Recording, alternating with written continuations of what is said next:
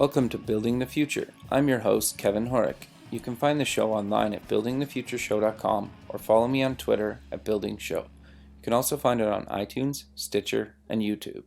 Welcome back to Building the Future. Today on the show we have Charly Emery. She's a confidant, author, TV personality, and entrepreneur. Charly, welcome to the show. Hey, thank you so much, Kevin. It's such a pleasure to be here.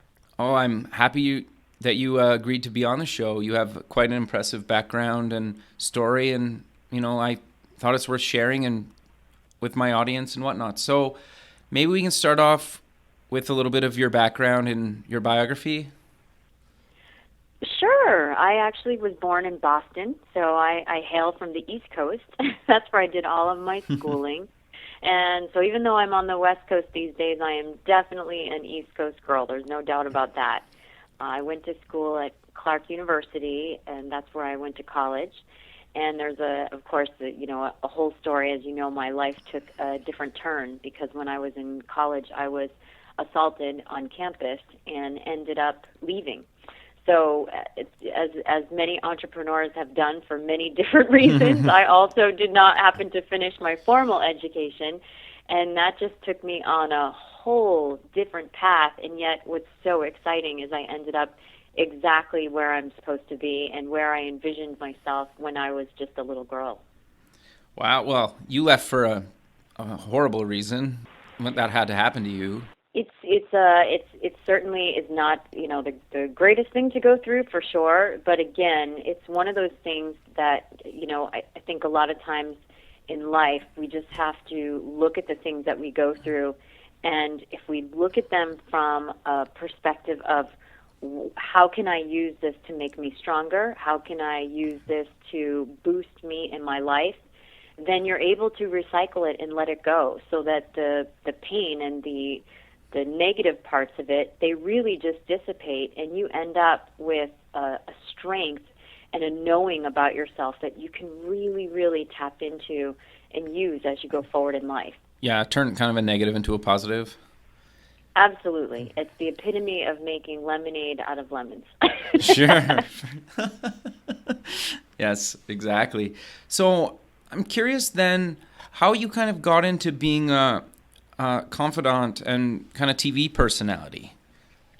Yes, well, that the TV part is that was such a wild thing, and I'll talk about that a little bit more. But what happened in terms of the work that I do with people, and you know that I work with them in various areas of life, whether it's business, relationships, personal. Sometimes people are coming to me because they just feel like they have anxiety, or they're feeling out of sorts in life and they don't know what's causing it. And my strength as an intuitive confidant is I really get to the core of things extremely quickly. And that comes out of my background of, I actually repressed trauma, the trauma that I went through in college, and then I had one other incident after that, shortly after that, and I repressed those for several years. So part of that was that when I went through that healing process, I just did not, I knew when all the memories resurfaced after several years of repressing them and being overweight, that therapy was not going to be the right thing for me. I just knew intuitively the second that everything started to come to the surface that there was a way for me to make sense of this and move forward. When you take 7 years of your life, you don't want to take another 7 to study it. Sure. You want to go forward, and I felt so freed naturally because I was not living authentically that it wasn't, I knew I couldn't get the time back, but I was genuinely excited about the fact that I was getting back in touch with me. And as a child, I was always looking at people. I mean, I think that by nature I'm a problem solver. I love to look at things and say, okay, what created that? I've never looked at it from, the end, and then a lot of times people focus on the surface symptoms, which is what I see with a lot of traditional coaching and therapy. It's like, okay, well, let's look at these symptoms and see what's going on, and then let's start going backwards from there. And for me, it was never like that. As a child, I would watch adults and I would think, okay, I think that she wants that, but she just took action A, which is going to get her C instead of getting her X. Right. And I'm sure she wants X. I can tell. So I was fascinated with what is driving people to do the things they do. And that is a huge part of my work. And so I ended up coming back to that curiosity with myself, going through this process because I didn't relate to therapy. And when I called people that were professionals and said, well, can I just come in for 2 hours? And I just want to go through this and get some ideas from you, they refused and said, no, you have to do it the traditional therapeutic way. So I said, okay, well, I guess I'm going to have to do it myself. So that is a part, that is a part of what opened up the door. And the funny sort of the bridge in between this is that when I went into that state of repressing trauma, I went completely away from being a professional in the realm of like other businesses, and I went and I kind of hid, and then I was always working with children when I was younger, so I became a professional nanny, and I worked for this woman who had a company that did strategic consulting for corporations. Okay, and after working with her, and what happened is all my organic skills of working with people came out through her children, and they had some issues, and I helped them with all of them, and they were like, wow. And then, of course, all the memories resurfaced, and she said, I've watched you for years and seen what you did with my children, and because I told her, I said, I can't be a nanny anymore. It's a wonderful, wonderful job, but I know now what's going on, and I've got to go in this consulting avenue. I'm not sure exactly what it's going to look like, but I know that this is something I knew I was going to do as a child, and I've got to follow it. I'm ready to follow it. And that's when she said, work for me. I'll bring you in as a consultant. You're going to be with a team of PhDs, and you don't have your degree, but it doesn't matter because I think you're more talented than all of them. You really have the raw skill. So that's what started me in formal consulting, and I went out and we were working with corporations. I mean, we worked with companies like Mobil Oil. We worked over, I got to go to Australia and work with an elite group of scientists over there. And there was a slight, the focus was on maximizing productivity, maximizing your yield, your success yield, women and men in the workplace.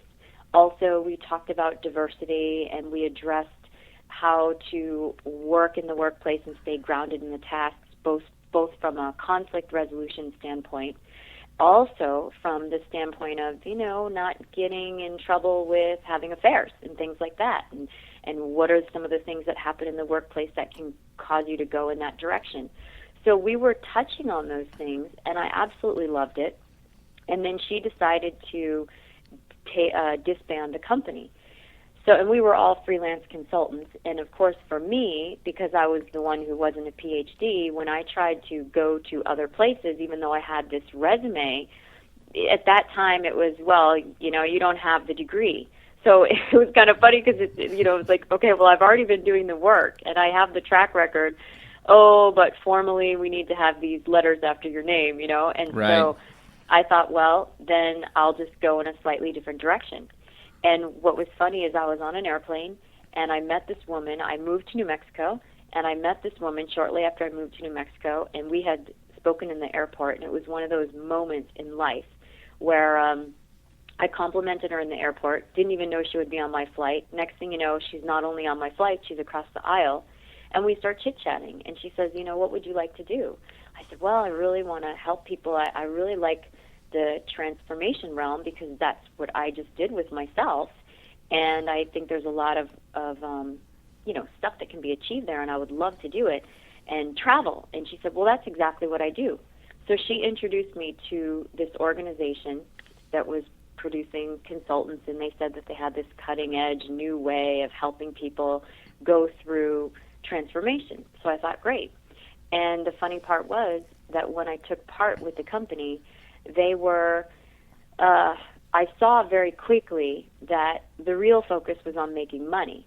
A lot of the people who were coming in as potential consultants, they really had their hearts in the right place. But the woman who was heading up the organization, I really, as an intuitive, I got connected with her really quickly and realized, whoa, wait a minute, what's going on here is not right. And a lot of the people that she was bringing in, as potential consultants really did not have the skills to be doing what they were doing. And I saw that people were being put in positions that were unsafe.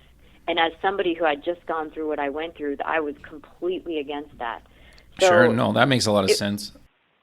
it was a turning point, because what I realized in that moment was that, because initially when I left and people said, well, we can't hire you because you don't have this degree, I took that in, and I think a lot of entrepreneurs, we all have to be careful and try to be aware of the things that we take in, and sometimes just look and say, if we feel a block, look at ourselves and say, hey, what could be causing this? What's at the source of this? Because what I realized was that the reason why I ended up there with that woman was because she had 3 PhDs, and she was telling me, I want you, and in a sense, she was giving me permission to go out and do what I could do on my own. And in that moment, when I saw what she was putting together and the intention she had, that's when I realized, wait a minute, you don't need anyone to give you permission. And look, you have a real gift and you have a great intention, and you just need to go out there and do it. Sure. And that was really the beginning of me going out on my own and just beginning to work with people in a number of different ways.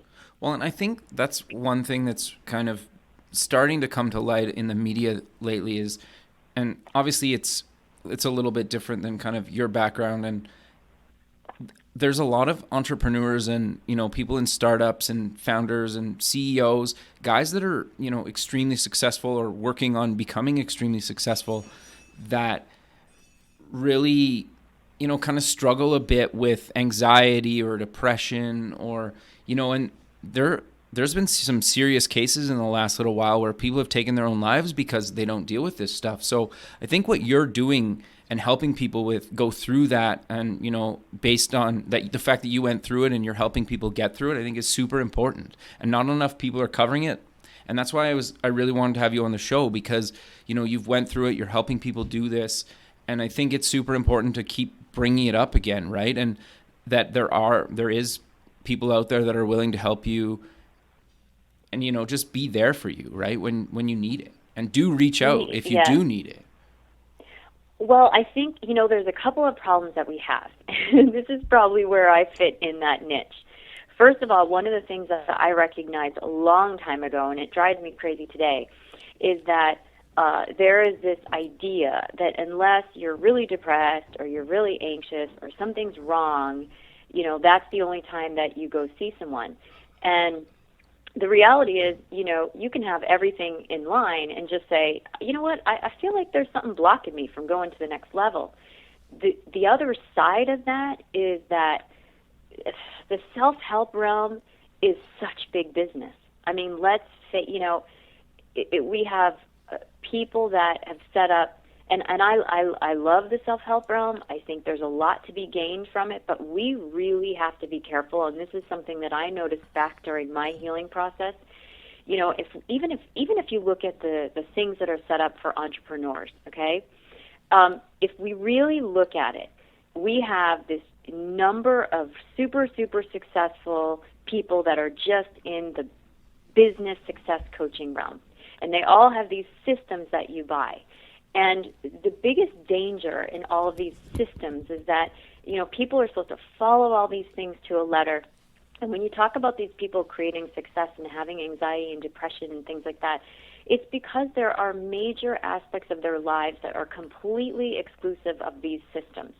But if we really, really look at a larger realm of people who are successful, who are not the ones that are necessarily out there teaching people how to do it, but they just are, you will notice that they are not following these real heavy-duty structured systems. Their lives are more dynamic. And more than anything, I think the problems that people run into is that they don't create a life-work balance. And, I think, I mentioned to you that I'm living part-time in Europe and spending time in Europe because my life partner is European. Right. And there's so much to be learned when you go back and forth between a couple of different cultures. And, Sure. There are people in Europe, they're like just as excited about becoming successful. But the way that the life is lived is more dynamic, and it's more of a balance, and it's not about 50-50, but it's about valuing your experience. And if your life becomes about chasing the dollar, or trying to make more, trying to get to this level, or, well, I got to reach this goal, if everything or the majority of your energy and your focus is there's so much that you're missing out on. And it's so important, because then what happens is money's a magnifier. So then you create the success, and now those things that you're lacking, the feeling of that lack is magnified by the success that you have, because you cannot buy it. No, you're totally right. And it's interesting because my daughter's almost a year old, and my wife and I have been married for 3 years, and I've even been struggling lately a little bit with working full time, doing this radio show. I write for a tech blog out of LA, just trying to balance it all and, make family time and work time, and it's tricky. So, I don't know. I'm still learning from that. So if you have any tips on kind of for that for me or our listeners, I think that would be maybe really helpful and useful. Absolutely. I mean, first of all, one of the things is that, we are really driven. In the U.S., we are very driven by systems. And, if you really take a step back, you see how much marketing there is in literally every aspect of our lives. Sure. And even on the female side, as a woman, when I look, I cringe. I honestly cringe at a lot of what's going on, because this is a time when women are supposed to be empowered beyond belief. But I work with these women personally. Some of them are incredibly successful. Some of them are stay-at-home moms, and they're really successful in their homes. And the amount of disempowerment that they are actually feeling is so sad. And so as business people, we have to look at, what is the pressure in the media? It's always telling us, if you're going to be successful, then you get up at this hour, and you work this many hours, and you have this many things. And if you really look, they're always selling us a slightly different picture that we're supposed to adhere to. And if we mimic that, if we emulate all those things that they lay out, then we're rising to our potential, and we're really doing what we need to do. And in truth, it's baloney. No, I really totally have to agree. realize that it's baloney. And so we have to look and say, okay, that's marketing out there. But the reality is, this is my life.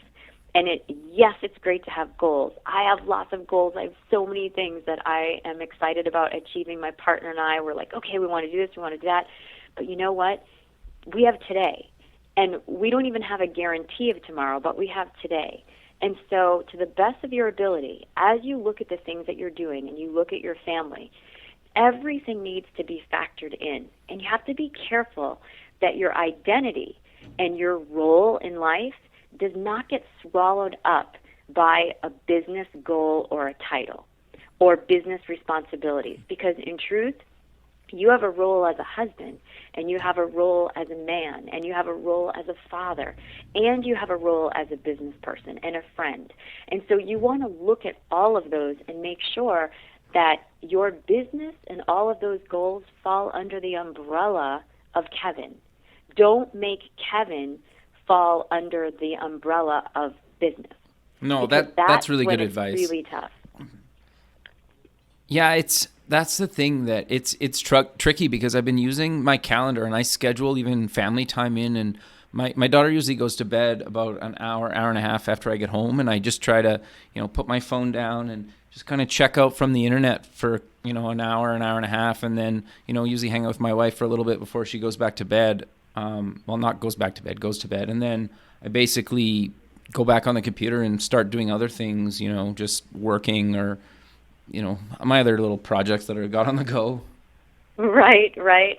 And you know what? You bring up a great point, Kevin, because, I went through this too, and anybody who knows me knows that so much of what I share comes from personal experience too. So that's a little bit, I'm sure that's one of the biggest differences with my coaching, is that when I go in and work with people, I'm coming from a place of experience, but I also work with people individually. I really shy away from these systems, because we're all individuals, and so we have to be able to pick and choose. And so I think that with all the wonderful advice that's out there, one of the things that we all need to do is pick and choose and individualize things. We're the power, because our power of choice and knowing who we are and figuring it out along the way, that's what really, really helps us be successful and enjoy a lifestyle. And, I always think about, you have a goal of perhaps the lifestyle that you want to live, but you have to remember that life is dynamic. And if you forget about enjoying a lifestyle, then it gets squeezed out, and it has to be one of the priorities as you're doing everything else. It should be about enjoying where you are now and enjoying aspects that things that you're doing today, even as you're looking at that bigger goal or that vision or whatever it is that you might have in your office. And as entrepreneurs, probably one of the most important things that we need to do is set boundaries with ourselves. No, I think that's really good advice. Oh, you work at home, and guess what? You're working all the time. I work out of the house, and of course, because so much of what I do, I can do on my computer, and then we're back and forth between here and Europe. And we have times where we're like, that's it. and it also means not going back late at night, because the society that we're in today, the technology, the biggest downside of what technology has done is it has made us so prone to going in the computer, going in the phone. We don't rest enough. Yeah, you're right. You're totally right. And our greatest ideas come from those moments that just all of a sudden something comes in. And when you're tired and you're overstimulated, even though you may think, oh, no, I'm fine, I had my 2 cups of coffee this morning, when you're in that, overly charged, stimulated place, you might think it's the right thing because all the rah-rah people out there are going, yeah, that's the way you need to be. But the reality is there's a part of you cannot access. And it's the most dynamic, creative, brilliant part of yourself. And you can't access the whole thing when you're tired and you're overstimulated. So you've got to shut stuff off and say, that's it. It's time for me to just be. Yeah, no, I think that's really good advice. What I've adapted lately, well, maybe the last year or so, is I take Saturday completely off, and I try to don't really check email. I don't really check my phone that much. Just because I find I'm almost like brain dead on Saturday. And I've tried doing work, and I look back at it on Sunday, and I'm like, what was I even thinking? And so I'm like, forget it. I'm not going on the computer. I'm not really replying back to email and whatnot, because a lot of times, you have to send something back that's intelligent and thought out. And sometimes I just look back like, what did I say? Or what was I even thinking on Saturday? So I usually try to take at least one weekend day off, and maybe even a couple nights during the week, just to kind of check out a little bit, because like you mentioned, I'm on the computer, and yourself is like, we're on the computer. Basically my whole job's on a laptop, right? I plug it into a monitor and a keyboard, and I can do whatever I want, right? Whenever I want, from anywhere I want, as long as I have an internet connection. So I think checking out for a while is super important, and trying to balance a personal life and a business life, and I'm learning. It's so valuable, and I think it's really doable. I think to a certain extent there is so much put on us, and it's part of the culture of our country, is this this busy run, Mm-hmm. but there's all this other stuff that's associated with it. You're the responsible guy, you're the successful guy, you're the guy on the rise if you're doing, or the woman, if you're doing all of these things. And it's baloney. To be perfectly honest, it is baloney. It's a part. It gets you to engage in the world in a certain kind of way and keep things running. But it's not about your health and your success. And I think the funny part is like I juggle a lot of different things. I have my consulting business. I'm an author, and have stuff that's going on in TV that's percolating. And the reality is that I take naps No, when I can. Sometimes awesome. I take a nap. Sometimes I take a day. It doesn't matter if it's a Monday or a Thursday or a Friday. If I feel like I need to just tune out, unless there's something that I have scheduled that, I'm really committed to and I have to get it done, of course I'll always fulfill my commitment. Sure. But if I have a to-do list in front of me and I feel like, wow, I'm kind of tired, I'm a little burnt, I push it. Because I realize, it's so funny, as entrepreneurs, one of the reasons why we were drawn to doing things is so we could have the freedom. But so often, we become the worst virtual boss that we could have ever had working for somebody else. So we need to look at that too and say, okay, wait a minute. Is it because it's Wednesday and it's 1:00 in the afternoon? Am I just making myself go at this, or can I just take a break? Sure. Can I just push the rest of the day? Because a lot of times what I noticed, and it was actually through writing books that really showed this to me, is I would set out this time and I would say, okay, I'm going to write. And I really wasn't in the mood to write, or I was just tired, and I would think, okay, well, and I would force myself. And then I would struggle, and I would have all this stuff, and then the next day I'd pick it up, and all of a sudden I was in the mood, and I would end up throwing out almost everything that I wrote, and then I would have something fantastic that I finished in about a fifth of the time. Yeah, and then that day when you force yourself is basically just wasted time. I feel the same way when I'm doing like design work. Just if I know, like I wake up in the morning and I know if I can do design today or not. And if my body says no, I can move the mouse around and it's going to be terrible and it's going to get redone. So it sounds like it's the same for you when you're writing. Like you just know. Yes. And sometimes it's also, we just published a new book on Hermes. It's a gorgeous coffee table book. We're so proud of it. And, of course, we're getting stuff together to do a proper launch and all of that. But you know what? Sometimes with the night before, we say, okay, this is what we're going to do tomorrow morning, blah, blah, blah. We wake up in the morning and we're just not there. And I think that sometimes as entrepreneurs, and I understand sometimes people are out there and they're working a full-time job and then they're doing something on the side, and I get it because I've been in that position too.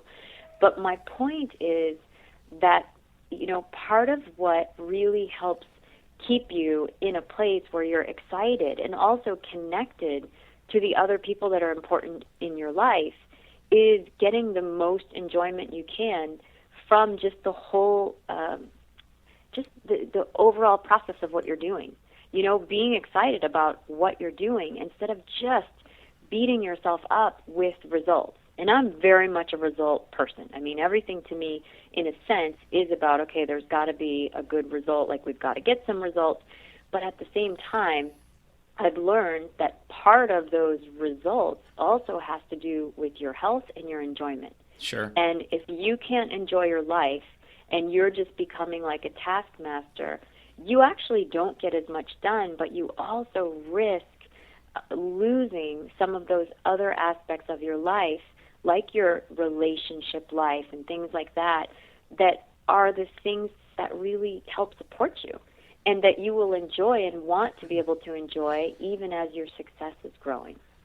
Oh, for sure. No, I think that's awesome. So you mentioned you just published a book. So do you want to maybe talk more about the process of that and, around your luxury investment company? Sure, absolutely. Opus Rex is our U.S. company, and then we have 8 Leafs, which is based out of Holland, and we specialize in investment pieces for people.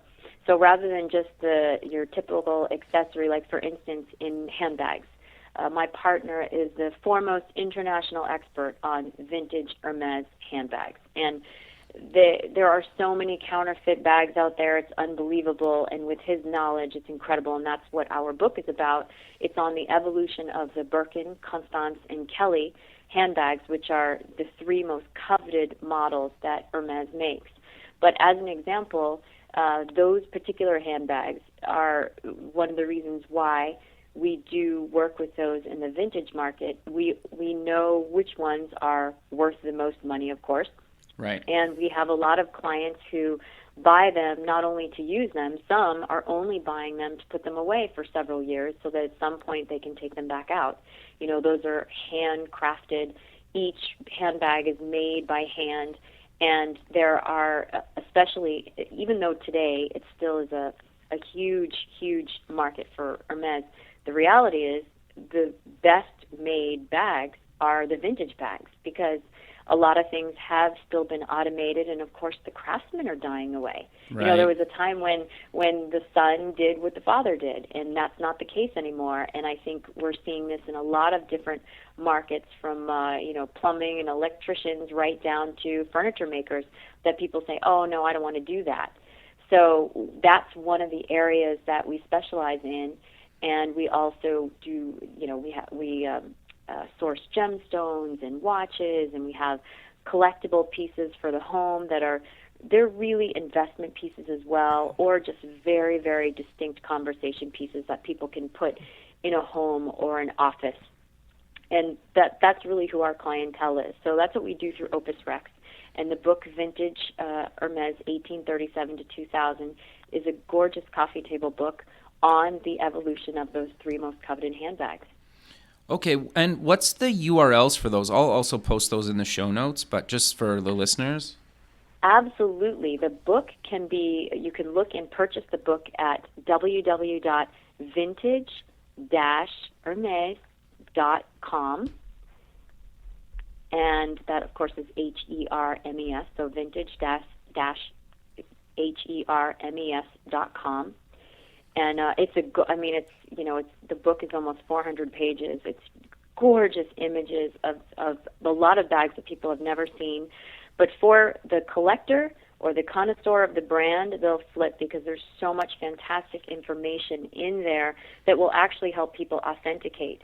But we've already done a pre-sale of the first batch of books, and it was so funny. I mean, we've got architects and people who have nothing to do with Hermes that just love the detail in the book and all of the images. So we're really, really excited about it. It's a masterpiece. No, that's awesome. So how long did it take you to do all the research and put the book together?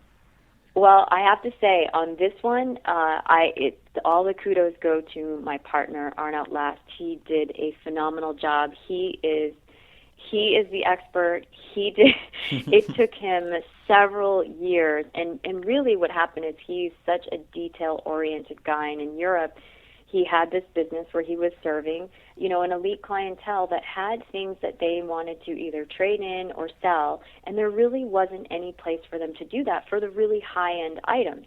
And, they don't want to go to eBay and things like that. These are when they're dealing with, $20,000 watches and right on up to $100,000. Like, where are you going to go? Sure. There's only pawn shops, or in a typical consignment shop can't deal with an item that's that higher price range. So that was what he did with 8 Leafs, was to start that service for people.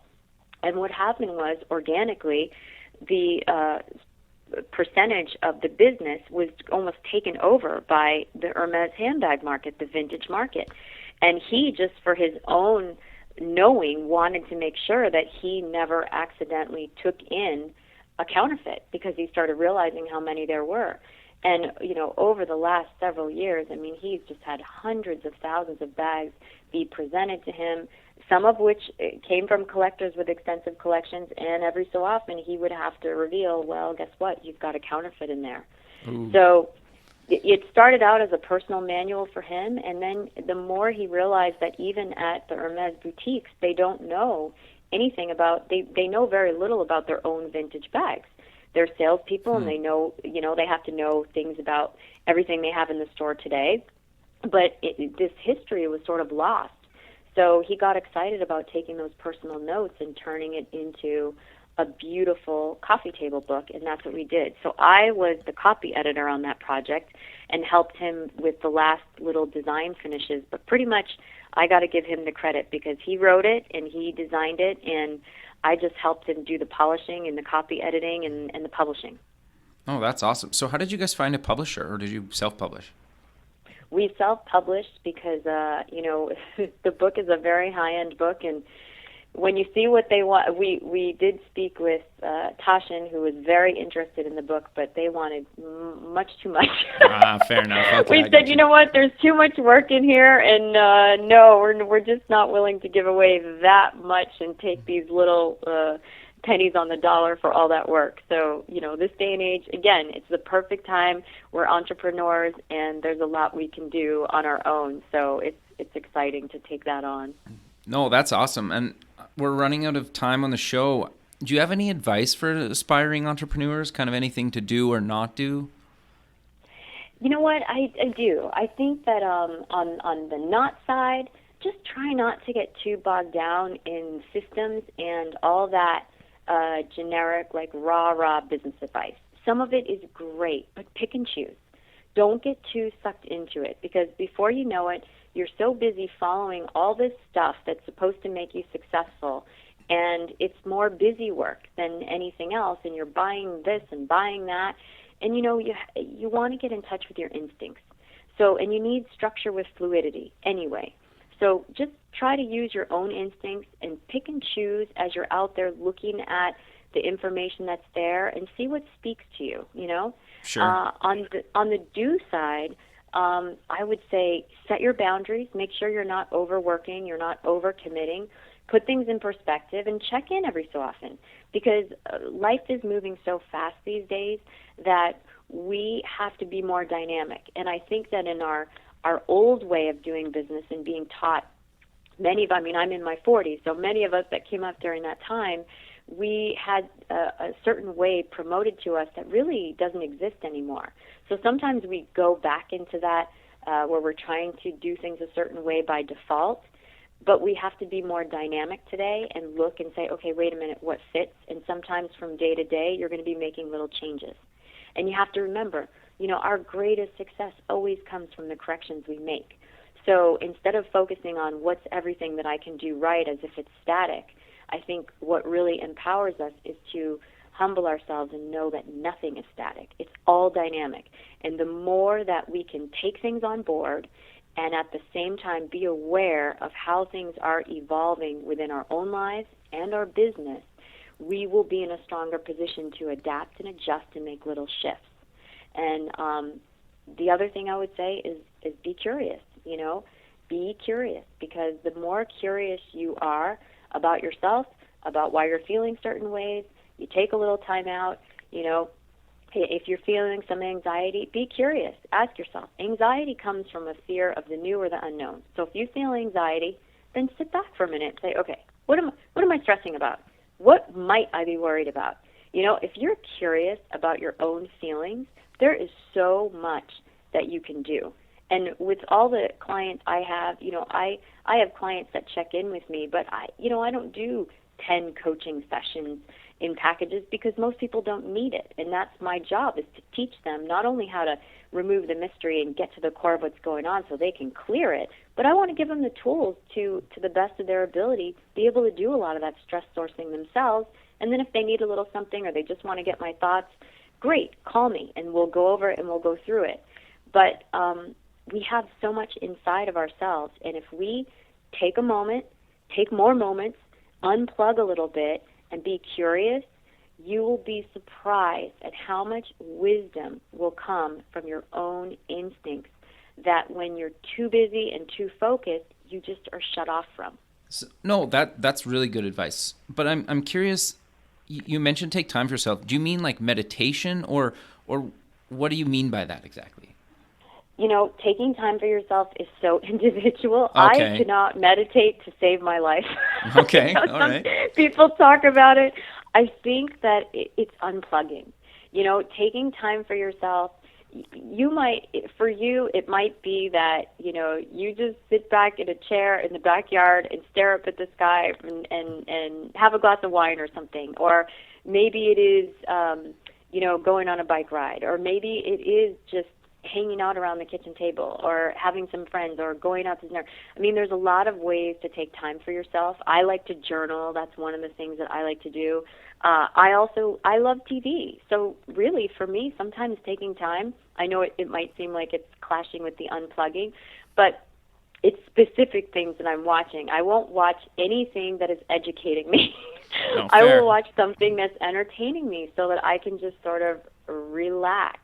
And, you know what you like to do. I mean, last week, my beau and I, we went bowling. I hadn't been bowling in years. And he was like, let's just go bowling. And we had so much fun.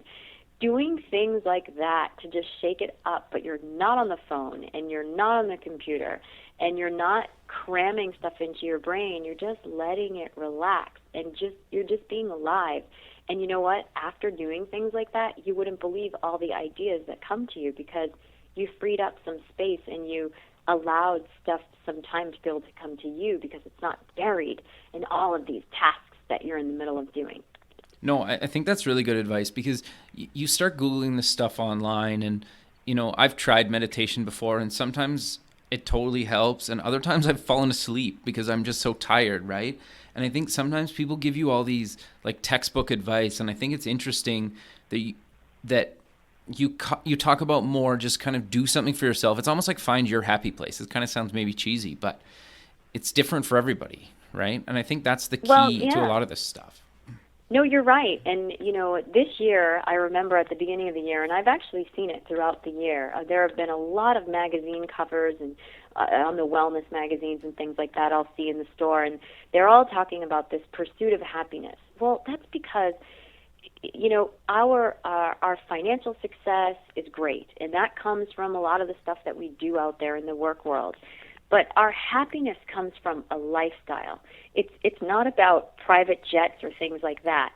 I know people with private jets who are not happy people who are trying to figure out how to have a truly happy lifestyle. Having a lifestyle is mixed. It's about more elements in your life than just your business success. And it's very lonely when you create all this success and you have no one to share it with. And I don't just mean a romantic relationship. I'm just talking about people in your life and friends and, relationships that you enjoy and just being able to be with yourself. It is so valuable to be able to be with yourself. So, those are the things that we need to look at. And every day, there's something. I mean, there have been times when I just didn't feel that well. And I would just say, I'm so thankful right now that I'm not stuck in an office and I can just go take a nap.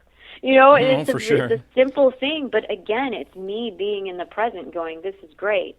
But when I work with people, I look at them as just like you have your individual DNA, your physical DNA and your own fingerprint. Well, we all have our own spiritual DNA, our own emotional DNA, and that's why it's so important. So much of what is thrown at us is so systematic, and the reality is it's not accurate. There's great stuff in it, but you have to pick and choose and let your own instincts come to the surface and trust yourself to say, what speaks to me? Oh, well, if meditation doesn't work and if you fell asleep, that's great. You needed to sleep. But it's about taking off these specific definitions of this is what this is and finding your definition. Give yourself the freedom to define things for yourself, including your success, including what happiness is.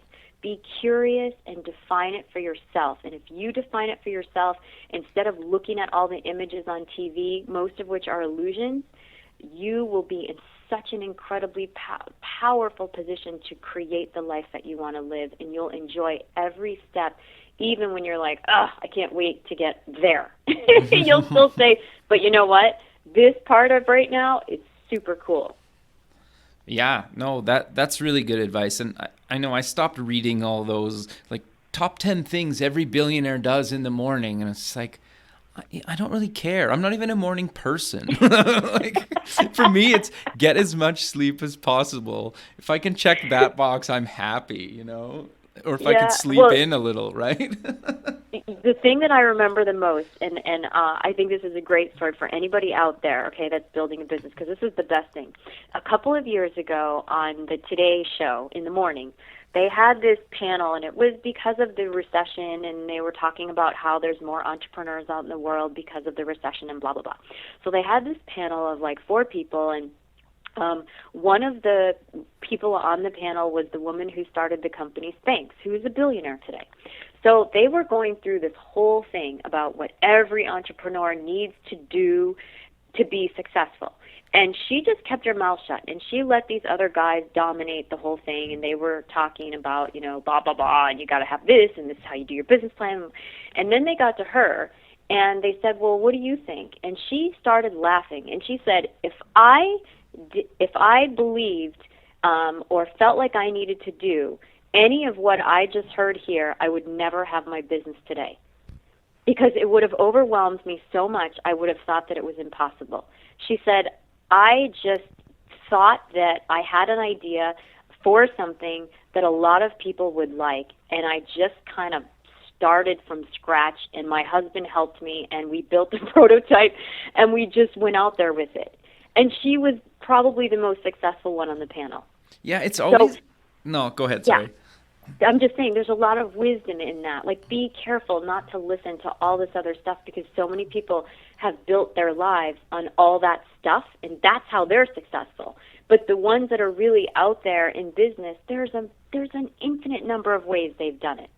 Yeah, no, totally. And I remember reading, I think it's Mark Cuban or some other like billionaire guy, like a blog post, and a lot of them started their businesses with a few $100s. It's not tens of thousands, it's nothing, right? And you always hear people say, oh, unless you have, X amount or, millions of dollars to launch this thing, you can never start. And it's like, well, that's not true.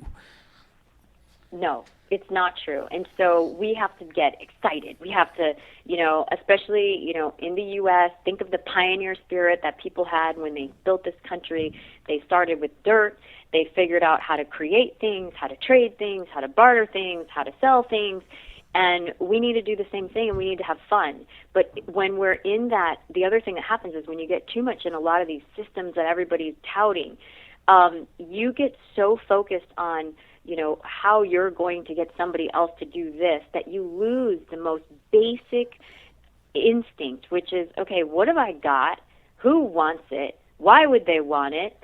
How do I make sure that they see that this is what they want? It's like if you have a product or you have a service, and it's a lot of stuff that you don't need, and that's the stuff that creates an awful lot of stress and exhaustion. So cut through it, see what you want to keep and what you want to let go of, and make sure you do that regularly, because we have so much stuff pumped at us through radio, TV, this, that, imagery, magazines, that we don't even realize how much we're taking in.